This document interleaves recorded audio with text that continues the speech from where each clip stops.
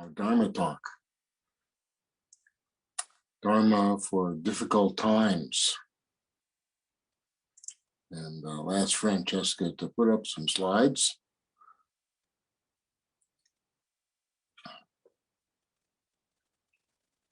This is our topic for the spring. This was chosen back in January, so we didn't realize how difficult times could get.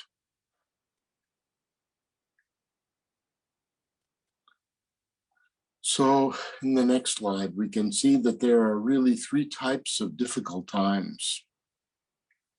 We have natural disasters, such as earthquakes and volcanoes and storms. And we have micro, individual kinds of natural disasters also that can happen, house fires, and cars will break down, and other kinds of natural events that will take place just locally for us. And then the second type of difficulties are called health difficulties. So we're now coming out, hopefully, of the great macro health difficulty of a pandemic. But any kind of disease that ravages a country or a large area, this is a macro health difficulty, a disaster. And on an individual basis, of course, we have many personal illnesses. The International Classification of Disease, ICD, now in its 10th edition, is so thick, so many thousands of diseases. And as a therapist, I continue to see people who present tell me about different disorders that either they have or a family member has that I had never heard of before. And even our own individual body as aging, sickness, and finally ceasing. We experience this pattern of personal aging and sickness and passing. And then the third cause of difficulty is, of course, the human difficulties, the difficulties that we bring upon ourselves and on others. And of course, on the biggest level, we call war. This is the biggest difficulty. And on a micro level, then we have smaller kinds of anger and difficulty, family arguments, marital arguments, even divorce. These kinds of things affect us on this level. So we have the natural disasters and the health difficulties and the human difficulties. These are the things that we experience.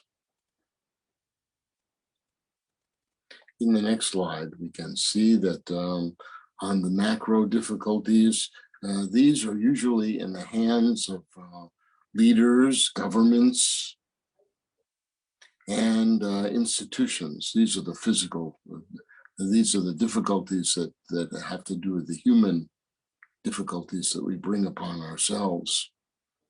And the micro difficulties, this is in the hands of our individuals living in our smaller communities, workplace, and in families, how we get along with each other, whether we get along in harmony or whether we have disharmony.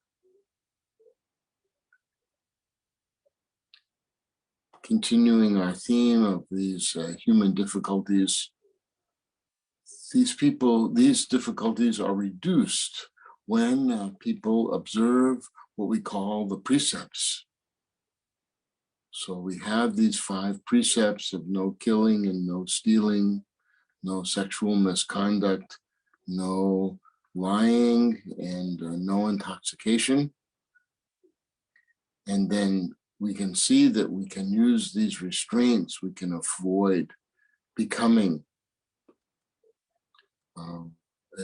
avoid harming sentient beings, particularly human beings.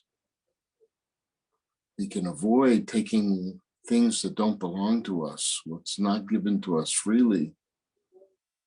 We can avoid causing sexual harm and distress. Avoid causing jealousy and hurt feelings. We can avoid using falsehood, harsh words, slander, and gossip. And we can avoid clouding our minds with alcohol and drugs that are not medications. These unwholesome things, we can all train ourselves. We can undertake the training rule to restrain ourselves from this kind of harm. And instead, we can train ourselves to do what is wholesome. We can have respect for all forms of life. We can have respect for what belongs to others and be fair and generous, sharing. We can respect people's rights and their rights to their own bodies to make decisions and respect their emotional well-being. We can speak honestly at the right time with a gentle tone, with a kind and compassionate heart, and only say what is beneficial. If not beneficial, keeping a noble silence. And then cultivating a clarity of our mindfulness, going into concentration states and developing wisdom. All of these things we have the capacity to do.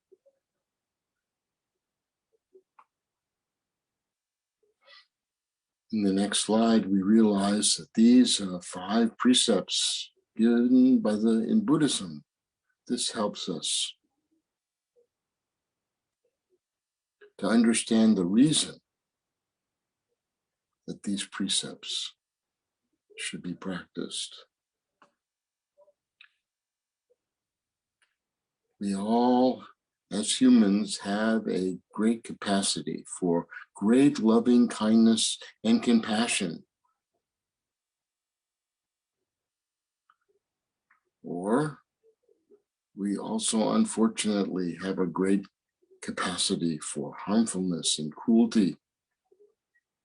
This is part of what we need to overcome as humans in order to be able to develop to a higher stage. So in the next slide, I just want to give a little bit of background about how long this kind of struggle has been going on between the struggle of compassion and cruelty.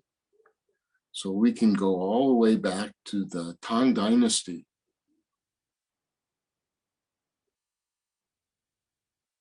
Oh, I think I skipped a slide, I'm sorry. Kindness and truth, kindness and compassion are always associated with truth. Harmfulness and cruelty are associated with non-truth. You can examine this yourself. Now, to the Tang Dynasty. So, back in the early time of China, we had the Emperor Taizong of Tang Dynasty in the late 6th and early 7th century. He was the second emperor of the Tang Dynasty. He brought the Tang Dynasty together, unified the Tang Dynasty, fought off many of the elements that were troublesome at that time and brought things together. But he was a very strong and even at many times cruel kind of personality. He was a difficult person, but very famous.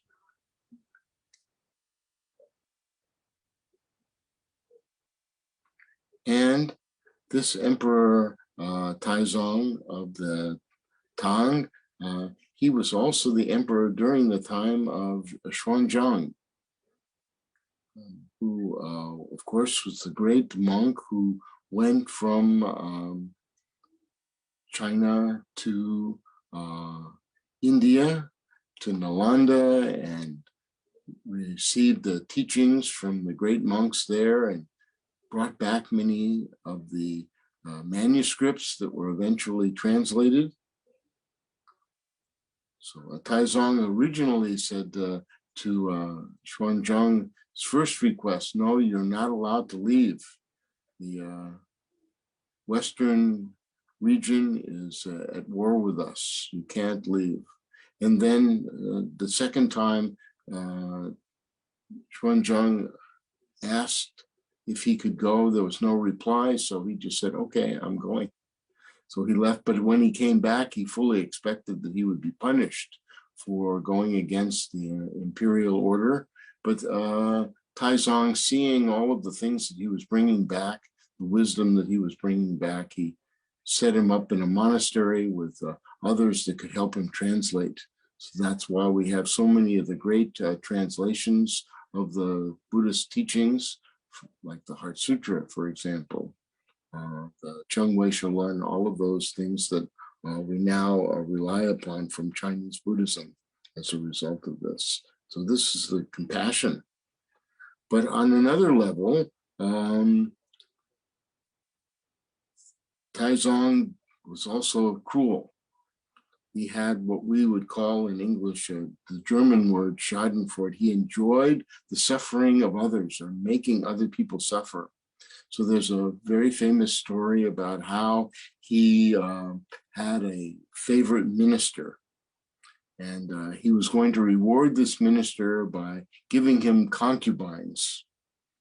But at the same time, this minister, he had a very loyal and jealous wife, and who did not want him to have any concubines. And so when he was offered these girls, he refused. No, thank you.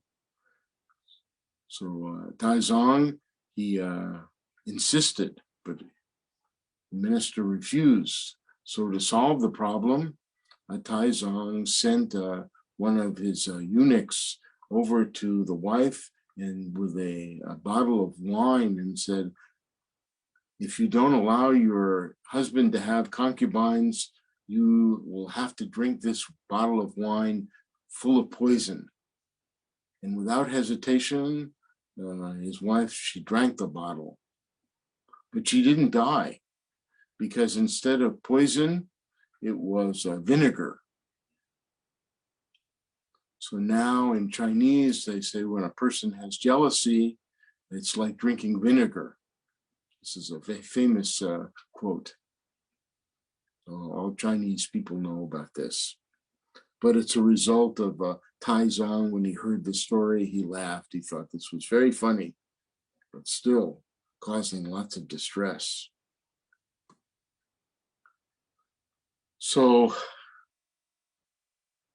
Taizong's son, who was very soft-hearted and loving and kind, he became the next emperor, Emperor Gaozong. And he was weak in his leadership, not wanting to do so much harm. But he was fatally attracted, we could say, to one of the concubines. There are a number of stories about how that took place. Her name was Empress Wu. And eventually, as Gaozong became weaker and he became sickly, she took over the throne, and eventually when he passed away, she became the empress. In Chinese history, she's the only female leader. She led for many years, but she was very devout Buddhist.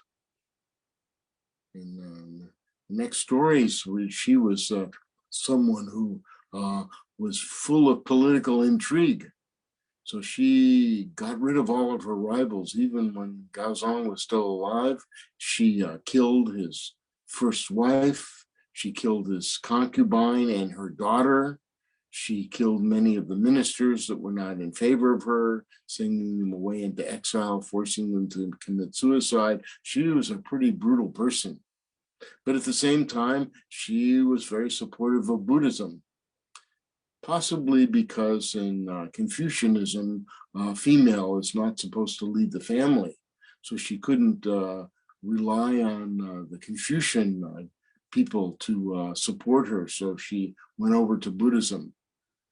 So she actually received a number of Buddhist teachers and asked them to teach her about Buddhism, etc.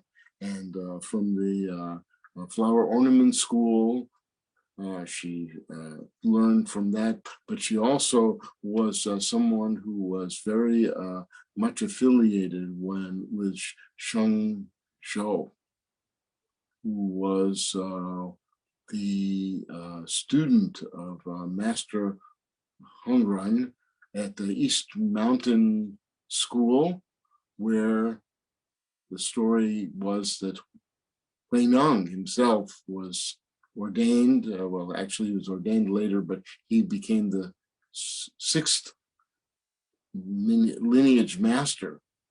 And there was a big debate between using a contest of a poem that's very famous. This is a talk for another time. Of course, there's much dispute about whether or not this is a real story or not, but in any event, this the master from the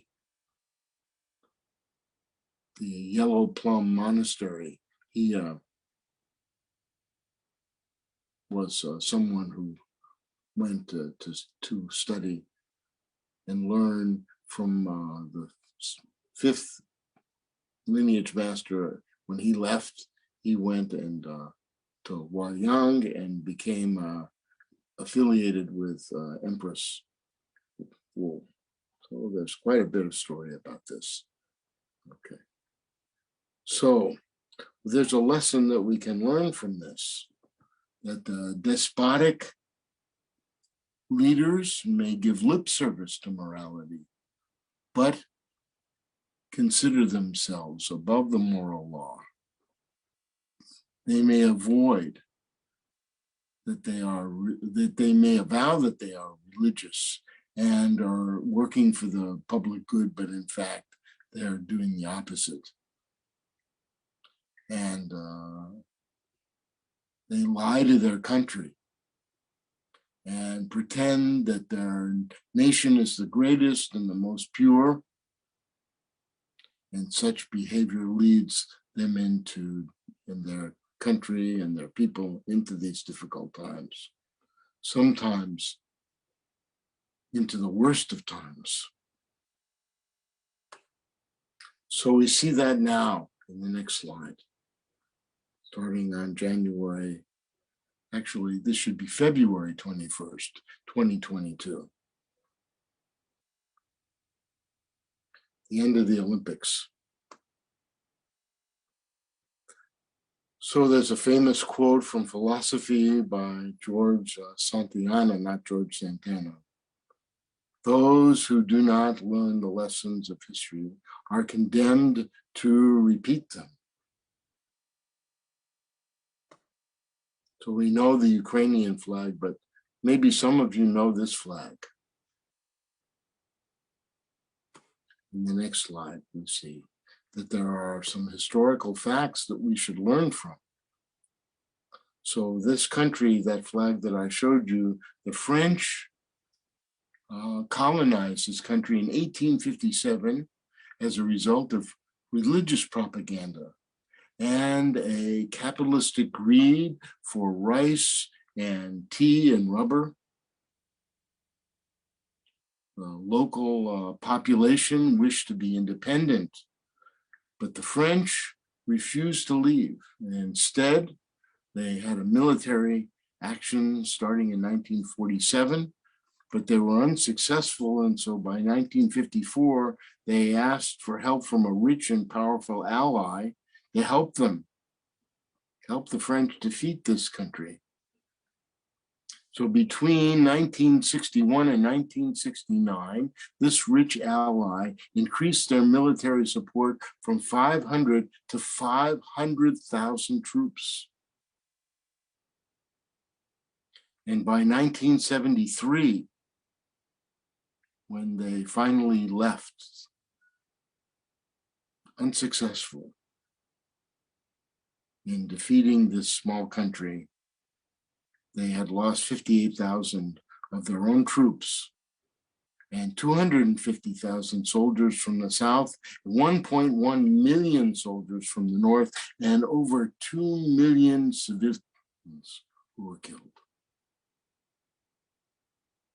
And this, even after using chemical agents like napalm and Agent Orange, carpet bombing areas of the country. So many innocent, peaceful protesters were condemned even in their own country. Some were shot and killed by the government, troops on their own soil. I know this is true.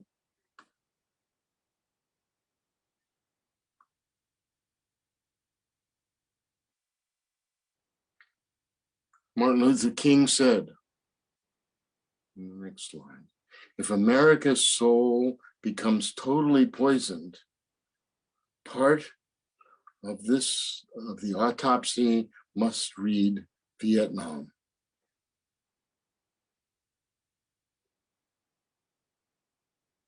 So what can we learn? What is the lesson? The population of Vietnam in 1975 was 48 million. The population of the Ukraine in 2022 is 45 million.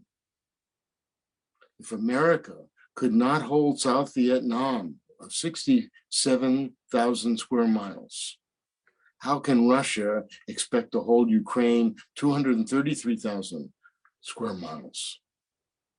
So Ukraine is 3.5 times larger than Vietnam. Therefore, Russia would need to have an occupying force of 1.75 million troops, and they would still fail.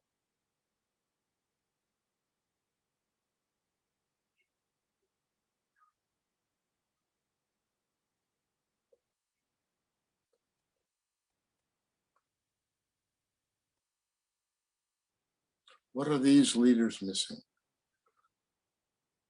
They are failing to understand the basic principle. What are these basic principles? All things are impermanent and non-substantial. You can't really possess anything. It's all like trying to grasp the air. There's no difference between sentient beings. We're all basically the same, and our external characteristics are irrelevant. And fulfilling our selfish greed only leads to suffering.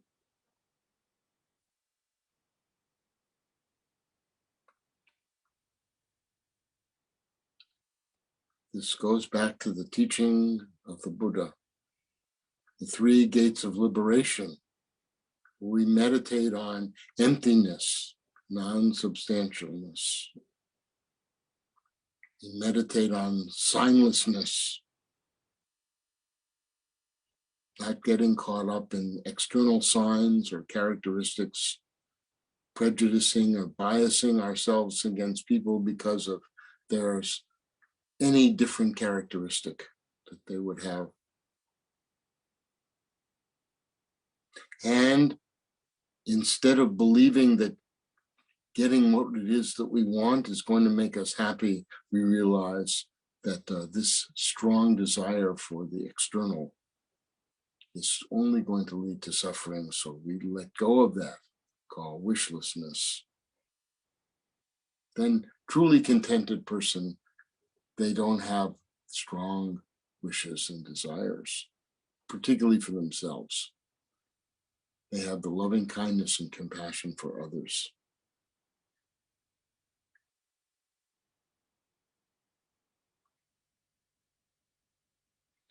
And therefore, we all practice great loving kindness and compassion.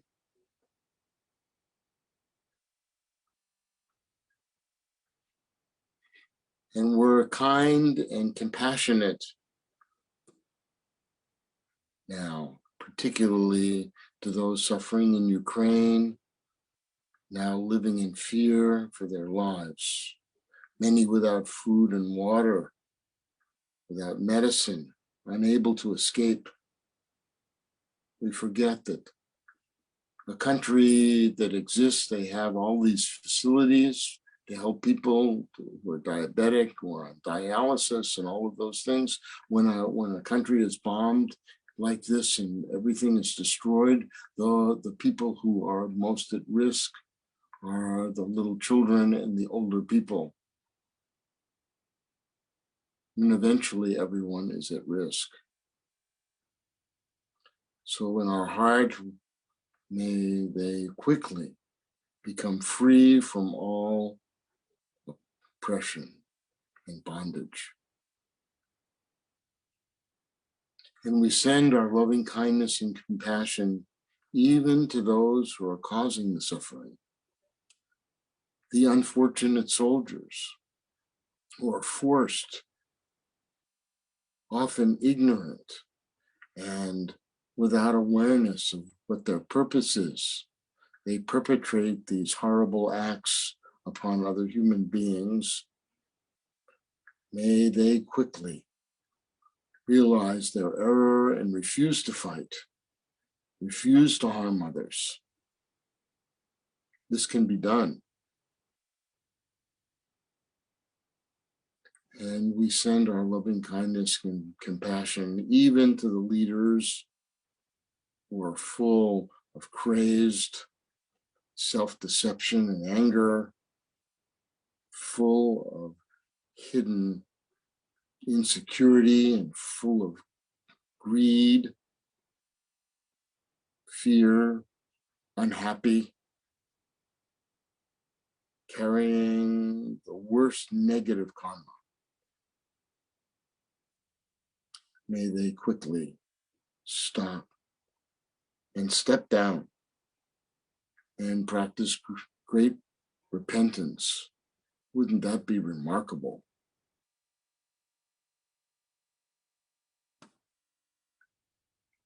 So I have this quote right by my desk in my office to help me when I look at the world. When I despair, I remember that all through history, the way of truth and love has always won. There have been tyrants and murderers, and for a time, they may seem invincible, but in the end, they always fall.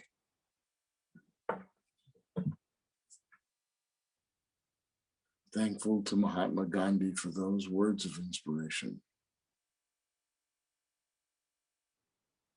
So thank you for listening today. I hope that this is helpful to many of us who are struggling with the news and daily reports, and those of us who have friends, who have relatives in Ukraine, and those in Russia also who are struggling with all of this.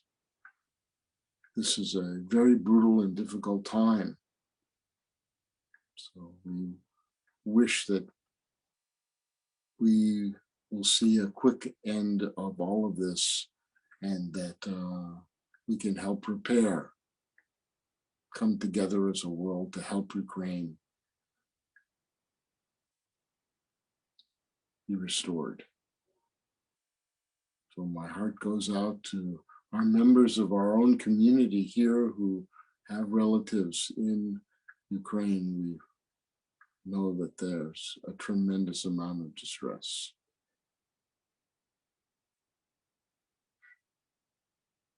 May all beings have happiness in the causes of happiness. May all beings be free from suffering and the causes of suffering. May all beings never be separated from the great altruistic joy which is free from suffering. And may we all live in the perfect equanimity which is free from attachment, aversion, and ignorance.